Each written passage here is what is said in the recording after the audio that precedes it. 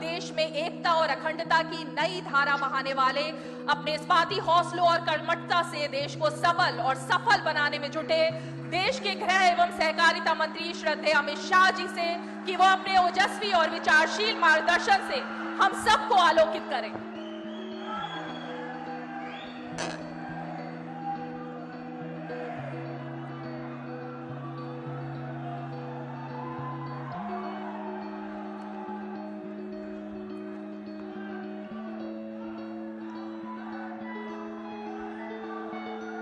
आज इस अलौकिक और बहुत महत्वपूर्ण कार्यक्रम में मेरे साथ मंच पर उपस्थित उत्तर प्रदेश शासन के लोकप्रिय और यशस्वी मुख्यमंत्री श्रीमान योगी आदित्यनाथ जी, मेरे मित्र और जिन्होंने एक माह तक प्रधानमंत्री जी की काशी तमिल संगमम की कल्पना को चरितार्थ करने के लिए अपने विभाग के माध्यम से न केवल प्रयास किया है, ये पूरे कार्यक्रम के में रच बस कर इस कार्यक्रम को मूर्त स्वरूप जिन्होंने दिया है, ऐसे धर्मेंद्र प्रधान जी, केंद्रीय संस्कृति और पर्यटन मंत्री श्री जी किशन रेड्डी जी, तमिलनाडु के महामहिम राज्यपाल श्री रविंद्र नारायण रवि जी, केंद्रीय पशुपालन, डेयरी और मत्स्य पालन मंत्री तमिलनाडु के ही नेता श्री एल मुरुगन जी, भारतीय भाषा समिति के अध्यक्ष श्री चामू कृष्ण शास्त्री जी, जिन्होंने तमिलनाडु में भारतीय जनता पार्टी के काम को गति देने का अंदर जान डालकर प्रयास किया है, ऐसे हमारे नेता के अन्नामलाई जी, काशी हिंदू विश्वविद्यालय के प्रोफेसर सुधीर कुमार जैन जी, भारतीय प्रौद्योगिकी संस्थान चेन्नई के प्रोफेसर वी कामाकोटी जी, और आज के कार्यक्रम में उपस्थित सभी भाइयों बहनों और विशेषकर तमिलनाडु से आए हुए सारे भाइयों बहनों को वणक्कम, नमस्कार। मित्रों, आज एक प्रकार से प्रधानमंत्री मोदी जी की काशी तमिल संगमम की कल्पना की पूर्णाहुति होने जा रही है। நண்பர்களே, பாரத பிரதமர் திரு நரேந்திர மோடி அவர்களுடைய தொலைநோக்கு கற்பனையில், தொலைநோக்கு தீர்க்க தரிசனத்தில் உதித்ததுதான் காசி தமிழ் संगमम என்கிற இந்த நினைவு। मगर मैं इतना कहना चाहता हूं, ये पूर्णाहुति नहीं है, ये शुरुआत है भारतीय संस्कृति की दो उत्तुंग शिखर, तमिलनाडु की संस्कृति, दर्शन, भाषा, कला, ज्ञान और समग्र विश्व में जिसकी मान्यता है, ऐसी काशी की नगरी की ये सांस्कृतिक विरासत के मिलन की शुरुआत है और यहीं से रास्ता आगे जाने वाला है। நண்பர்களே, இது ஒரு புதிய மலர்ச்சி என்று சொல்லுவதை விட மிக நீண்ட காலமாக கலை, பண்பாடு, ஞானம் போன்ற பல்வேறு விஷயங்களில் காசியும் நெடுநாட்களாக ஆழ்ந்திருக்கிறது, தமிழ்நாடும் ஆழ்ந்திருக்கிறது। இப்போது இந்த தொடர்பின் பாதை இன்னமும் அகலப்பட்டிருக்கிறது என்பதை நாம் உணர வேண்டும்। क्योंकि ये प्रयास आजादी के तुरंत बाद होना चाहिए था, काफी सालों तक नहीं हुआ। एक लंबे गुलामी के कालखंड ने हमारी सांस्कृतिक एकता, हमारी विरासत की विविधता और हमारी अलग अलग संस्कृतियों के अंदर भारतीय आत्मा की एकरूपता को कुछ हद तक मलिन किया था, उसको पुनः जागरण की जरूरत थी। आजादी के तुरंत बाद ये प्रयास होना चाहिए था, परंतु ये प्रयास कई सालों तक नहीं हुआ। मुझे आनंद है कि आजादी के अमृत महोत्सव के वर्ष में श्री नरेंद्र मोदी जी ने भारतीय सांस्कृतिक एकता का पुनः जागरण का ये प्रयास किया है। मैं इसके लिए मोदी जी को बहुत बहुत धन्यवाद देना चाहता हूं। நண்பர்களே, நம்முடைய நாட்டில் பல்வேறு பழக்க வழக்கங்கள், பல்வேறு மரபுகள் இருந்தாலும் கூட இவை எல்லாவற்றுக்குள்ளேயும் மையமாக தேசியம், பாரத தேசியம் என்கிற தொடர்புதான் ஆதாரமாக இருந்திருக்கிறது. இதை நமக்கு விடுதலை கிடைத்தவுடனேயே நாம் மேலும் வெளிக்கொணர்ந்து மலர்த்தி இருக்க வேண்டும். ஆனால் அப்போது செய்ய தவறிவிட்டோம். எனக்கு மிகுந்த மகிழ்ச்சி, சுதந்திரம் கிடைத்து 75 ஆண்டுகளில் இந்த அமிர்த மகோத்சவத்தை கொண்டாடுகிற தருணத்தில் பாரத பிரதமர் திரு நரேந்திர மோடி அவர்கள் இதனை மெய்ப்பித்திருக்கிறார்கள் என்பதற்காக அவர்களுக்கு என்னுடைய மனமார்ந்த நன்றிகளை தெரிவித்து இதை நாம் தொடர வேண்டும் என்பதையும் நினைவுபடுத்துகிறேன். मित्रों, भारत अनेक संस्कृतियों से बना हुआ देश है।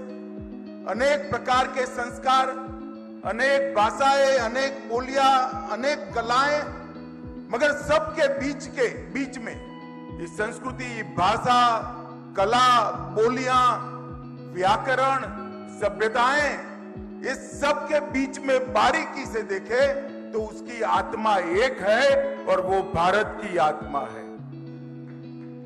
நம்முடைய கலைகள், மொழிகள், பண்பாடுகள், இலக்கியங்கள், இலக்கணங்கள் இவை வேறு வேறாக இருந்தாலும் இவற்றுக்கெல்லாம் இருக்கக்கூடிய ஒரே ஆன்மா பாரதம் என்கிற ஆன்மாதான்.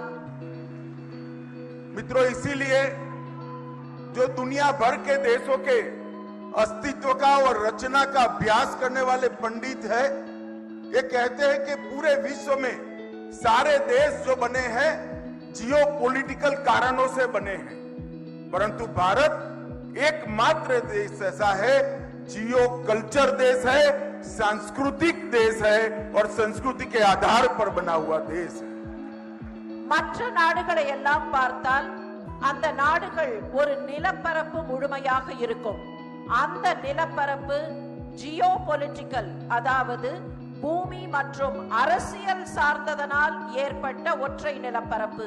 ஆனால் நம்முடைய பாரத தேசத்தை பொறுத்தவரையில் அது ஜியோபொலிட்டிக்கல் அல்ல, ஜியோ கல்ச்சுரல், அதாவது பண்பாட்டினால் இணைக்கப்பட்ட ஒற்றை நிலப்பரப்பு என்பதை உணர்கிறோம். क्योंकि हम जियो कल्चर देश है, भू सांस्कृतिक देश है, इसलिए हमारी देश की एकात्मता का आधार हमारी संस्कृतियां हैं। நம்முடைய பண்பாட்டினால் நாம் இணைந்திருப்பதனால் நம்முடைய பண்பாட்டின் ஆதாரம் நம்முடைய ஆன்மாதான். நம்முடைய தேசத்தின் ஆன்மா நம்முடைய பண்பாட்டு தொடர்புதான். और मित्रों, बहुत लंबे समय से हमारी देश की संस्कृतियों को जोड़ने का प्रयास, ये दोनों संस्कृतियों में बसी भारतीय आत्मा को जोड़ने का प्रयास नहीं हुआ था। श्री मोदी जी ने काशी तमिल संगमम के माध्यम से बहुत सदियों के बाद ये प्रयास किया है और मुझे भरोसा है ये प्रयास आने वाले दिन में न केवल तमिलनाडु और काशी, न केवल उत्तर और दक्षिण, पूरे देश की भाषाओं और संस्कृतियों को जोड़ने का एक सफल प्रयास सिद्ध होगा। நம்முடைய பண்பாட்டை ஒரு பக்கத்தில் காசி, இன்னொரு பக்கத்தில் தமிழ்நாடு என்று இருக்கக்கூடிய இந்த பண்பாட்டை இணைப்பதற்கான மிகப்பெரிய முயற்சியை பாரத பிரதமர் திரு நரேந்திர மோடி அவர்கள் எடுத்திருக்கிறார்கள். பல காலத்திற்கு முன்னால் எடுத்திருக்க வேண்டிய இந்த முயற்சியை அவர்கள் இப்போது முன்னின்று எடுத்திருக்கிறார்கள். இதில் என்னுடைய ஆசை, இது வெறுமே வடக்கு தெற்கு என்று இருக்காமல், காசி தமிழ்நாடு என்று மாத்திரம் இருக்காமல், நாடு முழுவதும் இந்த கலாச்சாரம் ஒன்றுதான் என்கிற ஒருங்கிணைப்பு வர வேண்டும்.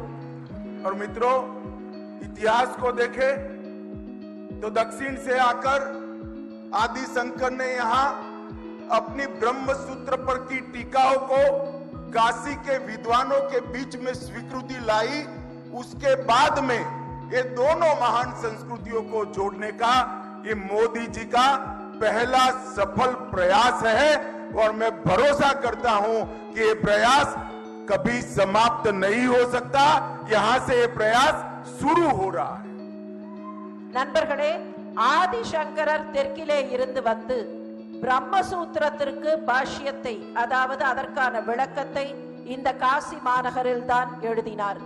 காசி மாநகரத்தில் இருந்து இந்த தேசம் முழுவதையும் இணைக்க வேண்டும் என்று ஆதிசங்கரர் நினைத்ததை போல இப்போது இந்த தேசம் முழுவதையும் இணைக்க வேண்டும் என்று அவருக்கு பின்னர் பாரத பிரதமர் திரு நரேந்திர மோடி மாத்திரம்தான் எண்ணி இருக்கிறார்.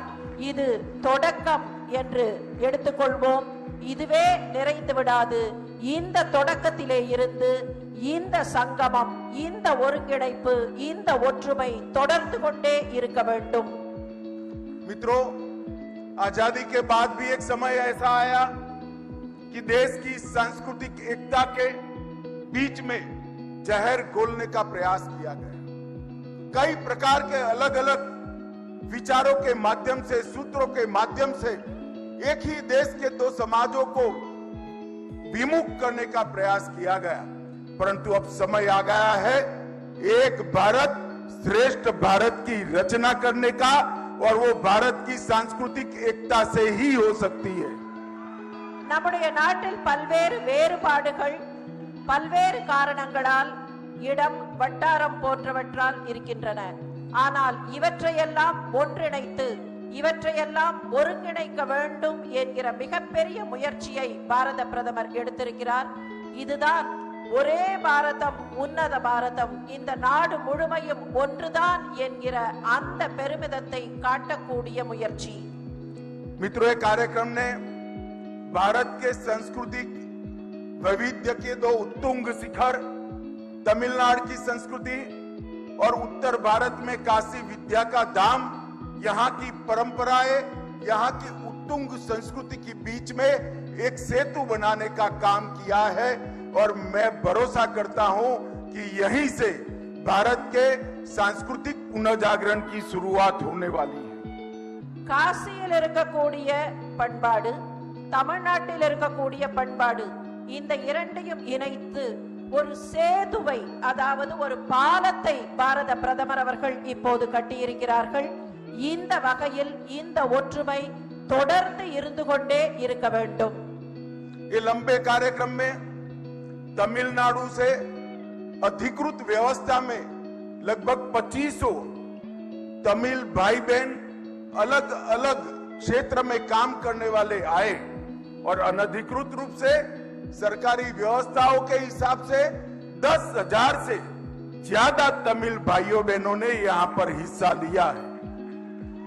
இந்த நிகழ்ச்சியில் ஒரு மாத காலம் நடைபெற்ற இந்த நிகழ்ச்சியில் பங்கு பெறுவதற்காக பல்வேறு வேலைகளில் இருக்கக்கூடிய, பணிகளில் இருக்கக்கூடிய, இடங்களில் இருக்கக்கூடிய தமிழ்நாட்டு பெருமக்கள் இங்கே வந்து இதில் கலந்து கொண்டிருக்கிறார்கள். இதிலே 10,000த்திற்கும் மேற்பட்ட சான்றோர் பெருமக்கள் கலந்து கொண்டிருக்கிறார்கள் என்பது நமக்கு பெருமிதத்தை தருகிறது. और इसने ढेर सारी दूरियों को समाप्त करने का काम किया है। और मैं काशी वालों का भी धन्यवाद करना चाहता हूं। तमिलनाडु से आए हुए हमारे तमिलनाडु के सभी भाई बहनों का 2 लाख से ज्यादा काशी वासियों ने यहाँ उपस्थित रहकर मन से जो स्वागत किया है, आज तमिलनाडु वाले काशी को कभी भूल नहीं सकते। இந்த நிகழ்ச்சியில் 2 லட்சத்திற்கும் மேற்பட்டவர்கள் பங்கேற்றிருக்கிறார்கள். இந்த நிலையில் தமிழ்நாட்டிலே இருந்து வந்த தம்முடைய சகோதர சகோதரிகளை மிக்க அன்போடு காசிவாசிகள் பராமரித்து பார்த்து கொண்டார்கள். அவர்களை விருந்தினர்களாக வரவேற்று உபசரித்தார்கள் என்பதற்காக காசிவாசிகளுக்கு என்னுடைய வாழ்த்துக்களை நான் தெரிவித்துக் கொள்ள விரும்புகிறேன். இன்னும் சொல்ல போனால் தமிழ்நாட்டு மக்களின் நெஞ்சத்திலே காசி நிச்சயமாக நிலைத்திருக்கும். தமிழ்நாட்டு மக்கள் காசியை மறந்துவிட முடியாது. मित्रों, यहाँ पर इलिया राजा के मधुर संगीत से इसकी शुरुआत हुई। भारतनाट्यम, करकट्टम, मईल लट्टम, पोईकाल, शिल्पम, ढेर सारी तमिल संस्कृति की कला और अलग अलग प्रकार की अभिव्यक्तियों को उत्तर भारत के विद्या के धाम पर मंच मिला है। और मैं आपको बताना चाहता हूं, ये सिर्फ काशी तक सीमित नहीं रहा। मैं आज अहमदाबाद से आ रहा हूं तो पत्रकारों ने पूछा कि आप काशी तमिल संगमम में जा रहे हैं? मैंने बोला हाँ। तो उन्होंने क्या, हमने टीवी पर देखा है, साइट पर देखा है, मोदी जी का प्रयास अद्भुत और सराहनीय है। இனிய இசையோடு தொடங்கிய இந்த காசி தமிழ் சங்கமத்தில் தமிழ்நாட்டு கலைகளான பரதநாட்டியம், கரகாட்டம், மயிலாட்டம், வில்லுப்பாட்டு, பொய்க்கால் குதிரை போன்றவை மிகச் சிறப்பாக எதிரொலித்தன. இப்போதும் அந்த அதிர்வுகள் இருந்து கொண்டே காசியின் மொத்த சூழலிலும் எதிரொலிக்கின்றன. நான் இந்த நிகழ்ச்சிக்கு வரும்போது இதழ்களை சேர்ந்தவர்கள், இதழியலாளர்கள், பத்திரிகைக்காரர்கள் கேட்டார்கள், என்ன நீங்கள் காசி தமிழ் சங்கமத்திற்காக செல்கிறீர்கள் என்று. நான் அவர்களிடத்தில் தெரிவித்தேன், பாரத பிரதமருடைய எண்ணம், பாரத ஒருங்கிணைப்பின் ஆதாரம் எதிரொலிக்கக்கூடிய நிகழ்ச்சிக்கு சென்று கொண்டிருக்கிறேன் என்று தெரிவித்தேன். मित्रों, धर्मेंद्र जी और निर्मला सीतारमण जी मुझे बता रहे थे, तमिलनाडु के सारे व्यंजन हमारे काशी के भाई बहनों ने बहुत मौज से खाए हैं और तमिल से आए हुए भाइयों बहनों ने काशी की चाट को भी बखान बखान कर खाया है. திரு தர்மேந்திர பிரதான் அவர்களும் திருமதி நிர்மலா சீதாராமன் அவர்களும் தெரிவித்தார்கள், இங்கே தமிழ்நாடு உணவு வழங்கப்பட்டதை காசியிலே இருக்கக்கூடியவர்கள் மிகுந்த மகிழ்ச்சியோடு உண்டார்கள் என்றும், தமிழ்நாட்டிலே இருந்து வந்தவர்கள் காசியினுடைய இந்த வடநாட்டு உணவை மிகுந்த ஆனந்தத்தோடு உண்டார்கள் என்றும் தெரிவித்தார்கள். मित्रों, इस संगम के अंदर आध्यात्मिक, सांस्कृतिक, वास्तुकला, साहित्य, व्यापार, शिक्षा, कला, नृत्य, संगीत और भाषाओं के आदान प्रदान का एक अद्भुत मंच ये काशी तमिल संगमम बना है.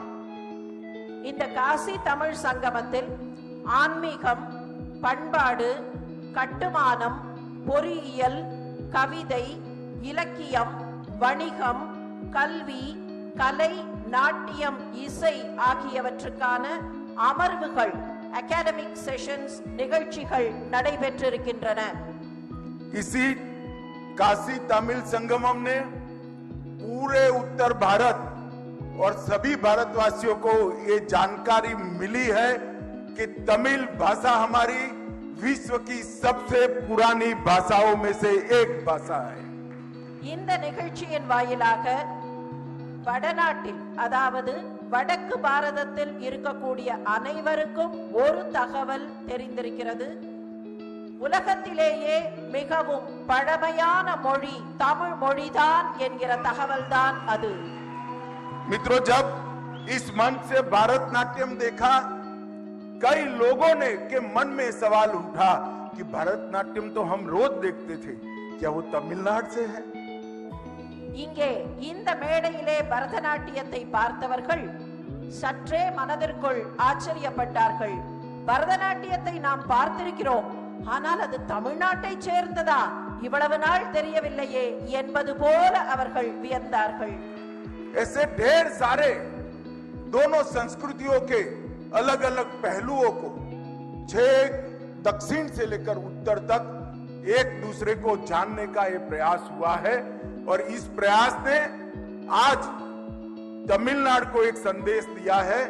मैं भी ये संदेश देना चाहता हूं तमिलनाडु के मेरे प्यारे भाइयों बहनों को, आइए, पूरा भारत आपका हृदय से स्वागत करने के लिए तैयार है. இதுவரைக்கும் வடக்கு வேறு தெற்கு வேறு என்பது போன்ற எண்ணம் இருந்தது. ஆனால் மொத்த நாடும், முழுமையான நாடும் ஒன்றுதான் என்பது இப்போது புரிந்திருக்கிறது. தமிழ்நாட்டைச் சேர்ந்த சகோதர சகோதரிகளுக்கு வடக்கு மாத்திரமல்ல, உத்தரப்பிரதேசம் மாத்திரமல்ல, நானும் சேர்ந்து ஒரு வரவேற்பை தருகிறேன். வாருங்கள், இந்த நாடு முழுமையும் ஒன்றுதான் என்பதை உணருங்கள். ये उत्तर पूर्व से लेकर गुजरात तक, गुजरात से लेकर बंगाल तक और बंगाल से लेकर केरल तक, ये महान देश मेरे तमिल भाइयों का स्वागत करने के लिए हृदय से तैयार है.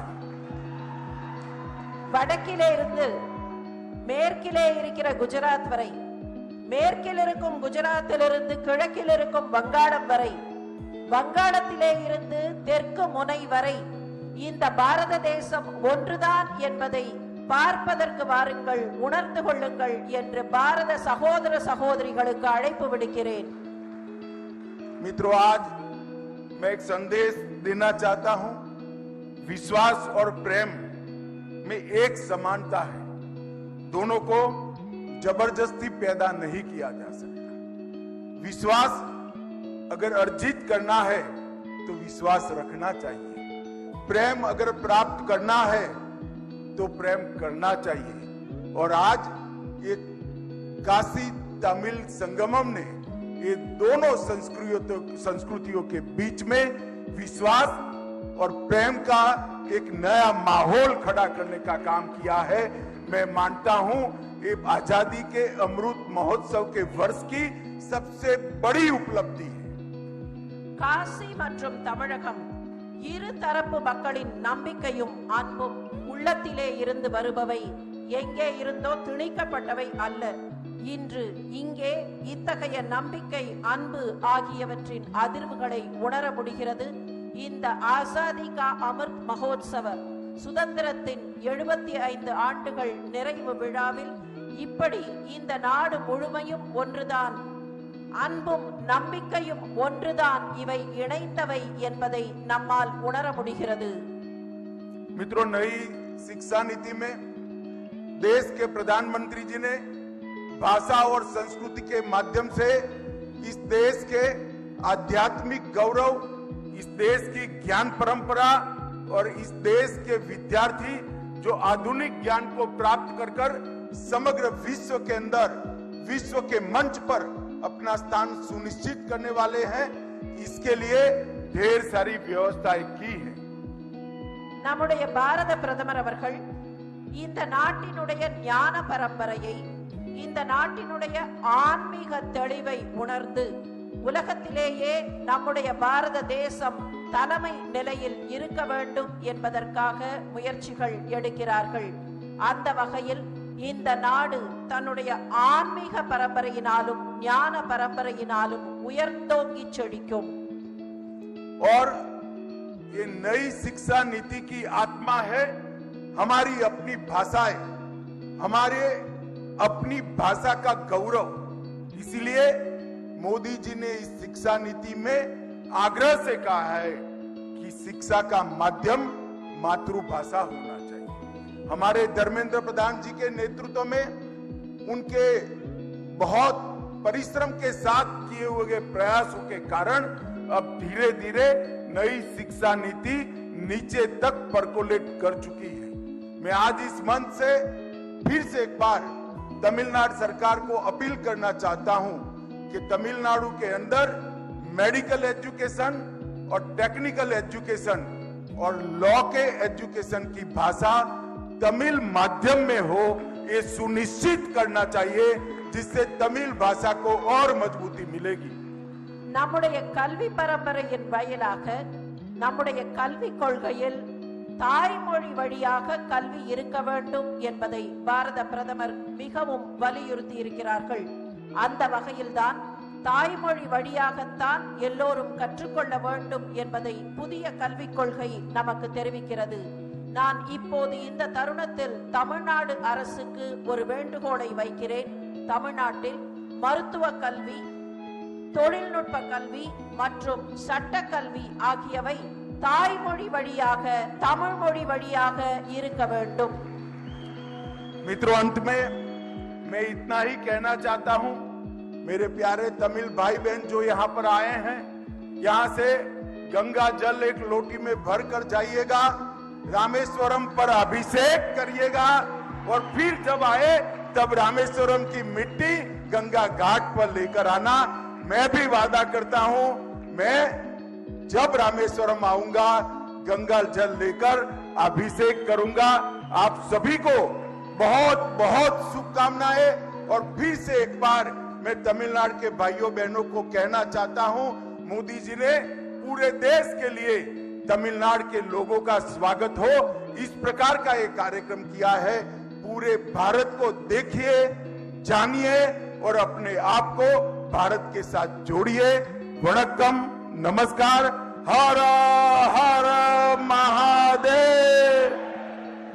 மாண்புமிகு உள்துறை அமைச்சர் அவர்கள் இங்கே இருந்து தமிழ்நாட்டிலே இருந்து வந்திருக்கக்கூடியவர்களை இங்கே இருந்து கங்கா ஜலத்தை எடுத்துக்கொண்டு ராமேஸ்வரம் செல்லுங்கள், ராமேஸ்வரத்தில் அந்த கங்கா ஜலத்தினால் ராமநாத சுவாமிக்கு அபிஷேகம் செய்யுங்கள், ராமேஸ்வரத்திலே இருந்து மண் எடுத்துக்கொண்டு மீண்டும் இந்த காசிக்கு வாருங்கள், இங்கே வந்து அந்த மண்ணை கங்கா தேவியில் கரைத்து விடுங்கள், நானும் கூட ராமேஸ்வரத்திற்கு வருகிறேன், நானும் ராமேஸ்வரத்திலே இருந்து மண்ணெடுத்து கொண்டு வந்து இங்கே கங்கா தேவியினிடத்தில் கரைக்கிறேன்.